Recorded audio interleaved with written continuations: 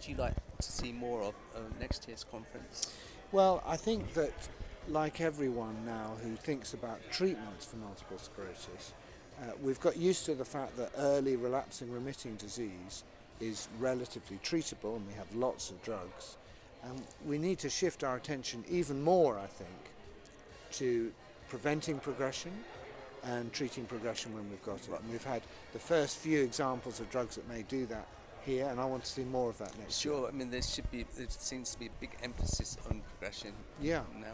and I think that's good news for people with MS because that's the enemy, and it's the thing that still is the greatest challenge.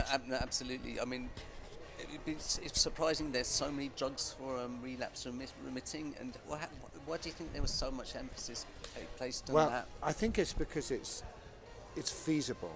So when beta interferon came along in '93, people realised that this is a tractable problem, that you can deal with relapsing remitting disease. And so people started experimenting with other drugs and they were more effective and more money comes in, pharmaceutical companies get interest. So there's a whole bandwagon there. What's happened now is that pharmaceutical companies are looking at relapsing remitting disease and saying, well, actually it's very congested, there's not room for many more treatments. Whereas progressive disease is uncharted territory, there's no treatments, not really, so we'll invest in that. Sure, I mean, there's about 2.5 million people on the planet with MS, Yes. Is that correct? So, I mean, I was always thinking, what's in it for drug companies to make something that's not being used by not many people? Well, what we've seen is the drug companies can charge a lot of money for effective drugs in MS.